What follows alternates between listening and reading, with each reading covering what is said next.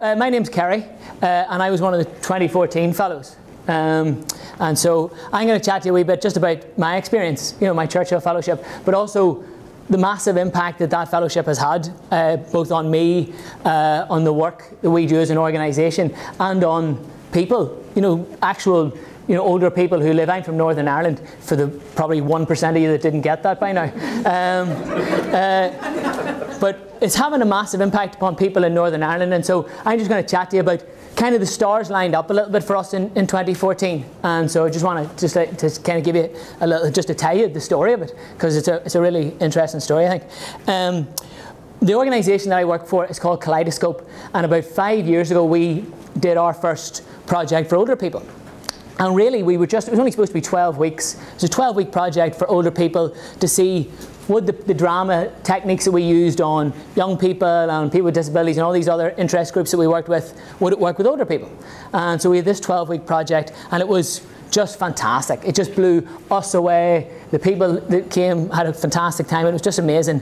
And so about 5 years has gone by now, and we're now, I think, the largest arts in older people program in Northern Ireland. It just blew. I was going to say it just blew up. That's a bad expression in light of where I'm from. But let's just say it just took off. No, it did, and it was because there was a demand. It was like literally like striking gold. It was like they were coming through the door in droves, and the people were just getting a huge kick out of it. The people were just really enjoying it. It's like where have you been all my life type stuff, and we were loving it because what we were getting back from them was amazing. They were so enthusiastic. They were just, they really wanted to do it. They were just really enjoying it. So we just got really excited about working with older people, and as an organisation, we just wanted to kind of do more. So we were lucky enough to get funding from the lottery to expand the project, and so now we're all over the north. We have about half a dozen different projects in different parts of the north, and we work with hundreds of people every year now through our drama programme. And then a couple of years ago, we wanted to sort of celebrate, all the stuff for older people. And so we came up with this idea for a festival, the Imagine Arts Festival, which was the reason we came up with Imagine Arts for something, to get involved in for older people. And we expanded the programme. We did a lot of different art forms. We dabbled in other art forms. And so that kind of inspired us. We said, what we really need is a year-round programme of arts for older people. Why isn't there one? We're kind of going, this is baffling. There should be a year-round programme of arts for older people that they can engage with. So we wanted to do that.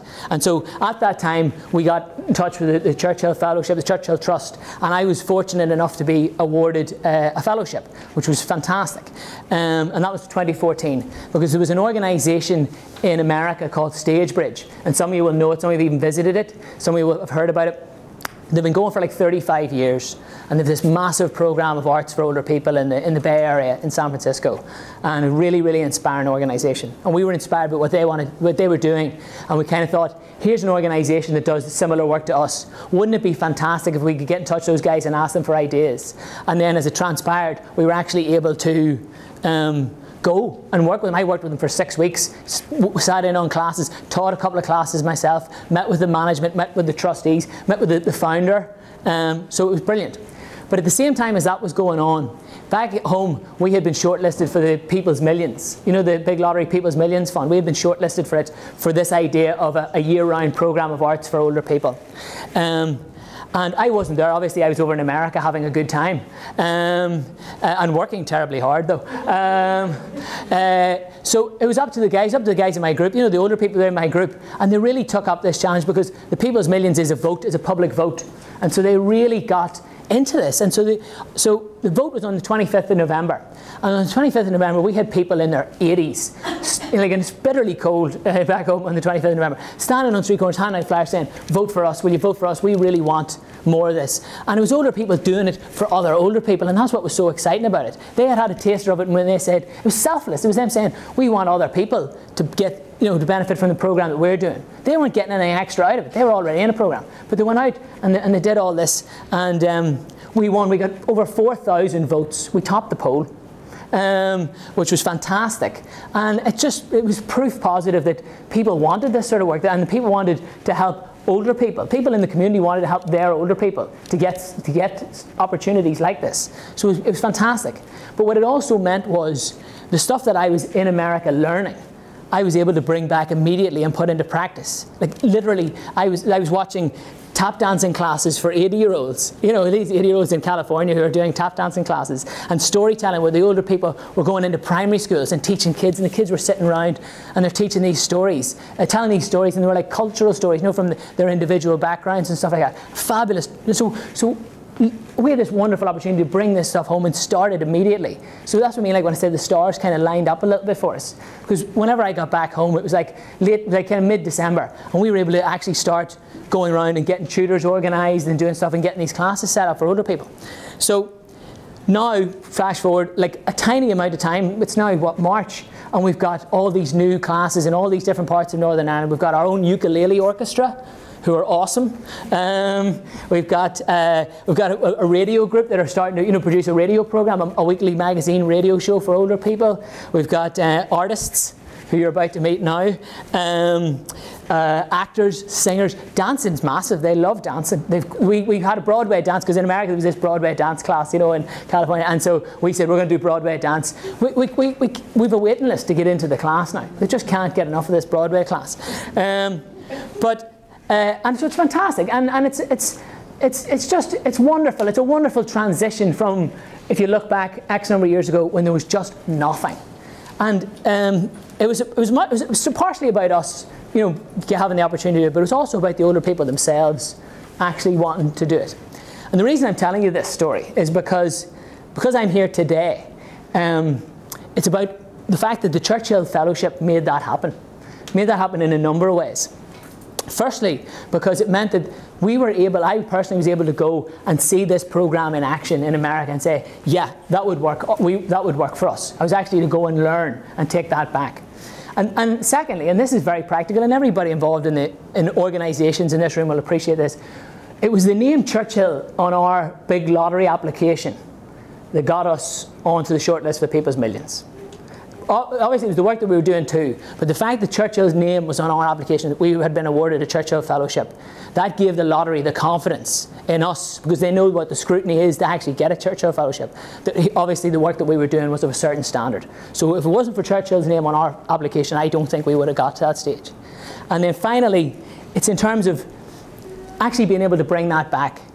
Now, and it's wonderful to think that there's a little office in Westminster somewhere, and what goes on there affects a man who lives in a council house in Newry. It's kind of trippy, via San Francisco. Do you know what I mean? It's kind of mad. You know, it's like that military saying, from God's mouth to your ears. You know,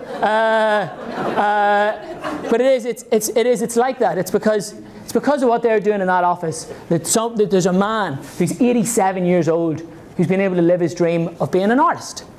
And so it is quite remarkable. It's wonderful. And as Jamie said, obviously we're not trying to change the world, but in a way we kind of are. We're changing the world kind of one person at a time. And if that's all it takes, if that's what it takes to do it, then that's what we'll do. We'll do it one person at a time. Because there's a certain expression, whoever saves one life saves the world entire. So if you change the world for one person, you change it for everyone. And it's a beautiful idea. It's just a wonderful idea. So I'm going to show you this little film in a moment about Joe, our artist. Joe's 87, and he's an artist, and he's an actor, and he's about a half a dozen other things as well. But before I finish off, I was thinking about actually the little research I had to do on Churchill as well, although I'm a kind of a Churchill fan myself, for my interview. And I was thinking about the Allies. It was a speech that he gave. The Allies had been fighting for like 2 years, you know, in the Second World War, and hadn't had a victory. They'd been fighting consistently for 2 years without a victory. And then the victory came, I think it was El Alamein, you know, the Battle of Egypt. Keep me right, all the historians. And after Churchill gave a speech, and he said, "This is not the end. This is not even the beginning of the end, but it is perhaps the end of the beginning." And as I think about the Churchill Fellowship's support for arts and older people coming to an end, that's what I think about. They've given us a beginning, and it's sort of on us now to see where the battle goes from here, you know. And so I don't think this is the end. The fact that the Churchill Fellowship are quite rightly moving on to other areas where they can make a difference, but it's given us a beginning, and it's up to us, I think, to take it on. So, as long as I don't wreck the technology at this late stage, I want to just finish off by showing you this little video about Joe. And it's literally an example of one individual. As Alice was saying and Jim was saying, you get hung up on numbers. You get hung up. We worked with 20 people, we worked with 25 people. The only number that makes any difference is number one. It's the one individual. It's what did you do for that person? You know what I mean? That's what makes a difference. And that's what we have to kind of get across to funders. And when we're making these cases for support for the arts world, people, that's the case we have to make. It's what do we do for the one individual who was sitting at home alone.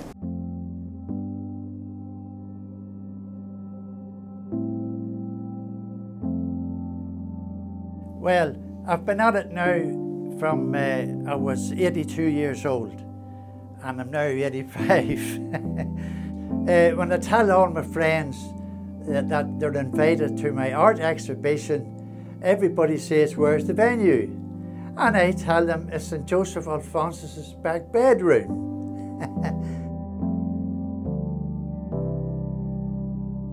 Well, this is my wee exhibition, and I never drew a thing in my life until I was 82 years old.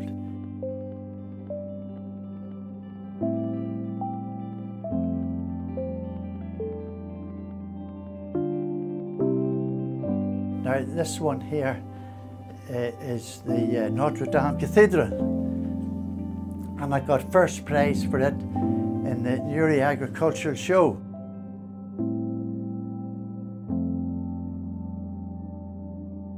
I always said I would love to draw, but I was too busy working, too busy rearing children and doing the family domestic things. So I am now 25 years retired, and suddenly out of the blue at 82, at a 82, people told me, "Joe, you've been a painter all your life, why don't you go to the art class?"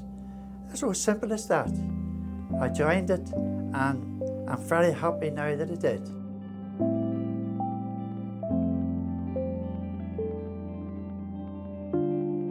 I got a big write-up in the Belfast Telegraph as the oldest actor in the North. I've even outdone Mandela, Paisley, Susan Boyle and others.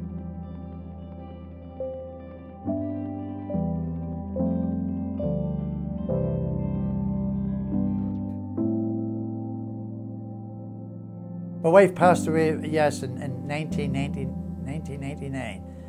And, well, the grief was horrible. But people kept saying to me, "Joe, time heals." Well, to a certain amount, that's true. But really it doesn't. But my friends, my very good friends, cousins and extended family just kept telling me, "Joe, open your front door and get out." Which I did. I got out through the front door, and I just treated my boys as brothers, not just as sons, but just as brothers. And we made a happy life together, and I got active, as I said, in the community and volunteer work, and then on to sport. And most of my colleagues in the background there, I say half of them now are gone. But thank God, Joseph Alphonsus is still taking his tablets every morning and keeping above the ground.